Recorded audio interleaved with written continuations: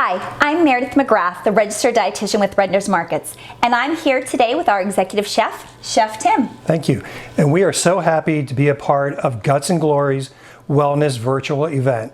At Redner's, our goal is to help our guests and our friends in the community to improve their health through food selection, food preparation, and overall health wellness. Chef and I work hand in hand to provide our guests and communities meal solutions through things like our Redner's Health Sense magazine, our rednersmarkets.com website, our social media pages, and of course our Redner's Food for Thought radio show. So today we're so excited to provide some of our favorite health and wellness and nutrition cooking tips for you today. So let's get started. So the first tip that we're going to talk about, and possibly one of my most favorite, is of course breakfast and getting your day off to a really great start. Now more than ever, it's so important to essentially break the fast from your overnight sleep and supercharge your day. One of my favorite things to have in the morning is of course the incredible egg. I love eggs because they are quick, easy. You know, chef, that you can make an egg in only a few seconds, and they are certainly an affordable source of protein. Absolutely. So I love eggs. I love to have them scrambled. I sometimes even wrap them in a burrito with some onions, peppers, any vegetables that you have laying around in your refrigerator. If you don't have time in the morning, you could certainly prep this at night, wrap it in some foil or some plastic wrap, put it in your refrigerator, and then you can heat it up the next morning and you're out the door. Absolutely. So what do you think about breakfast, chef? For breakfast, one of my favorites, because it's a grab and go, is your fruit parfaits with fresh blueberries, strawberries, mangoes, your Greek yogurt, some fantastic granola to go with that. But the other item is a fruit smoothie, which you can make that up and head out right the door with it. So a mango smoothie, pineapple smoothie, strawberry, blueberry smoothie, very, very good in the morning. And with that smoothie, incorporate your Greek yogurt in with it also. Sounds great. And another thing to keep in mind is that even if you don't have fresh fruits on hand, you could always use frozen. Frozen, yes. And you can certainly prepare the fruit and yogurt parfait and the smoothie the night before so that you can have it ready to go in the morning. Absolutely. Nice, easy, quick, in and out. So the bottom line is just eat breakfast. Another important nutritional tip is snacking. Snacking isn't just chips and pretzels and Doritos. That's a no-no. One of the best is, my favorite, is fresh vegetables, whether it's celery, carrots, broccoli, cauliflower. Love them. They are great pick-me-ups. They give you good fiber, and they're really, really good for you. Meredith, how about the nuts also? Yes, so having nuts on hand is also something really great. I love how you mentioned fiber in some of those fresh vegetables, which is so important. But nuts are also going to have fiber and your protein and a lot of vitamins, minerals, and antioxidants. So nuts are great to have on hand. Of course, we always want to watch the serving size. Some other things that you want to be aware of are really convenience foods, because like you had mentioned earlier about grabbing some of the chips and the pretzels, we grab them because they're really easy, okay? But what's important to know is that nutritious food could be really easy too. Absolutely. So as you see right here, we have this combination pack of, you know, celery and raisins and little individually portioned peanut butter. Peanut butter, yep. It's great to have on hand. Also some canned fruit. Remember, canned fruit packed in its 100% juice is also a nice healthy option that's convenient, quick and easy, and of course nutritious. Absolutely. Another thing that you want to think of and keep in mind when you're thinking about snacking is that we really want to make sure that they're considered almost small mini meals. Yeah. So less than 200 calories, and of course make sure, number one, that you like it, that you're satisfied, because if you're not satisfied, you're gonna probably keep snacking. And then of course some things like you mentioned earlier, the protein, the fiber, and those vitamins and minerals, we want to make sure that snacking is contributing to our overall intake for the day. When do you enjoy snacking? Mid-morning, mid-afternoon? So I am an all-day snacker. I know everybody has different snacking habits, but I like to eat what is essentially considered small meals, small frequent meals throughout the entire day. So I'm an all-day snacker. With that, I'm always feeling energized and I'm feeling very satisfied. But there's also a lot of planning that goes into that. So again, as we had mentioned, you want to make sure that you almost have a snack plan so that you're not grabbing for all those goodies. Well, you have to prepare, so that's very important to your health and wellness. And that's going to take us actually into our next tip, which are the 3 Ps, which are so very important to meal planning and, of course, eating at home. And that is plan, purchase, and prepare. Absolutely. So planning is so key to a healthy diet. Without a plan, you know that last minute when you get hungry, you're kind of just reaching and grabbing for everything. Chips, pretzels, the easy stuff. Exactly. And sure, it's not necessarily fun to plan, but it really only takes a few minutes. And as long as you get yourself into the habit of maybe once a week sitting down, looking over your family schedule, thinking about what everybody's hungry, kind of checking your pantry, see what you already have on hand, and then you could plan out your meals and snacks for the rest of the week. And it's really fun to go to the grocery store, Redner's of course, and pick out those fresh heads of cauliflower, broccoli, celery, carrots, and then, you know, take them home, wash them up, lay out your containers, and you can do 2-3 days ahead. Absolutely. And that makes it really fun to do. So the planning and purchasing, as you mentioned, really go hand in hand, because as you go to the store and you're picking out some of those perishable items, another thing we need to keep in mind is food waste. So as you're getting those items, let's say a whole fresh pineapple, you want to make sure that you have that time when you go home that you're able to cut it and snack on it in the next few days, so that essentially it just doesn't go to waste. Absolutely. That's a great point. And you know, food waste, it is a really big problem. So purchasing correctly, preparing correctly, and planning out your meal is important. Yeah, and looking for foods that really have multi-purposes. So a lot of times, you know, unless you're in a large family, if you're just maybe a household of 1 or 2, sometimes it's hard to get celery or like a whole thing of fresh salsa, because how can you eat it before it would essentially perish? Sure. But if you think about something like fresh salsa, you could add it on your eggs, you could add it on your salad for lunch, you could put it on your salmon for dinner. So there's a lot of great ways to use some of the foods as long as you plan. That's right. And Chef, if you could help us with the 3rd P, which is preparation. Any tips with preparation at home?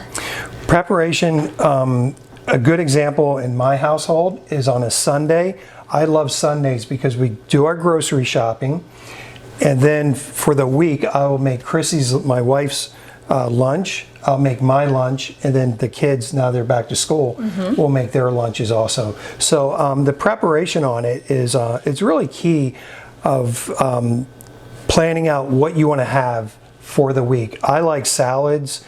My wife, she likes salads, and she likes some sandwiches also in between. She likes to mix it up. I could have a salad every day.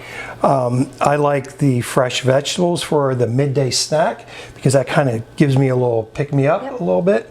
So that is very, very key. So it's really important to pick a day that you can dedicate your time to it, and you can properly plan and properly portion everything that you need for 2 to 3 days out. And that also is going to help with a little less messy kitchen, because you're essentially doing all that prep kind of at once, instead of every meal scrambling, getting out the cutting boards, getting out the knives. Yes. And it makes it, you know, when you get into these habits and you get into these schedules, and truthfully, it's whatever works for your family. Maybe it's not one full day, but maybe it's evenings. Maybe it's 3 evenings a week where you start to work on the lunches or some bigger meals, bigger family meals for the rest of the week. But nonetheless, having this schedule and having this habit is going to prevent that last minute scramble of, oh no, what do we do? Exactly. And then you have more stress on top of it. Yes. And when you have stress, that equals bad eating habits also. Absolutely. You'll run through the McDonald's or something like that. Yeah. So you really want to, if you can plan it out properly, you can have a great meal plan for 2-3 days. That's right. So don't forget to plan, purchase, and prepare. In addition to meal preparation, it's also really important to get the entire family together in the kitchen cooking together. So not only do kids love to actually be hands-on, they also love to help make decisions. So when you're at the grocery store, you know, you could ask them, do you want to have broccoli or cauliflower for dinner? That really helps them get invested, feels like they have a voice, and it really gets them involved in the whole process. I have a little one, she's only 2 years old, but she loves to be in the kitchen. Obviously, she's not doing any hot meal preparation or working with knives, but she does love to stir. She loves to kind of just move the food around a little bit, and anytime she could just have her hands-on approach, she really loves it. And of course that makes her become actually a better eater because she loves to try all the food that she was working so hard to prepare. Absolutely. My little one, when we go to Redner's shopping, she all of a sudden she likes broccoli, and now she wants the petite baby carrots, not the big baby, but the little petite ones. So that is really a nice way of getting them vested into eating healthy and them picking out the food themselves. And Chef, I'm sure that you can agree that that is truly one of the best skills that you can provide for your kids, is really teaching them how to operate around the kitchen, how to cook, and really just some basic cooking skills and techniques, so that as they grow into young adults and maybe they move away to college or go and get a home of their own, they have these skills already in place. Absolutely, that's very important. They have the confidence and they have the knowledge of how to work in the kitchen and how to prepare for themselves, or prepare for themselves and maybe someone else. Absolutely. And it doesn't stop there. Once the meal is prepared, it's very important to actually sit down and have a family meal. I know at times it's very challenging with busy schedules. However, we are at a unique turning point, I would say, in time right now, where we may have a little bit more time on our hands because certain things have been canceled or schedules have changed. So really look at this as an opportunity to sit down and connect with your family, enjoy that family meal. Obviously make sure that all of your devices are turned off. Absolutely. So you can focus and have some really great conversations about school and how everyone's feeling. It's so important for kids to really be heard and to have that conversation back and forth with their caregivers. Absolutely. No phones at the table is a rule, and Sunday is a definite family meal, and if we have time throughout the week, we definitely make time for that. Absolutely. And although we have been talking a lot about food, cooking, and of course eating, we cannot forget another very important health and wellness tip, and that is of course moving more. And Chef, I love to say moving more and not exercise, because I think people get very overwhelmed when they think about exercise and fitness. However, just moving in general, set your alarm for every hour just to get up, maybe stretch your legs, go for a quick walk. But it's so important for your blood pressure, stress relief, really to help keep your weight in check, and just overall feel good. That is great. Get out and move. Riding a bike, hiking, taking nice walks, getting out and moving, getting your body active. That's very important.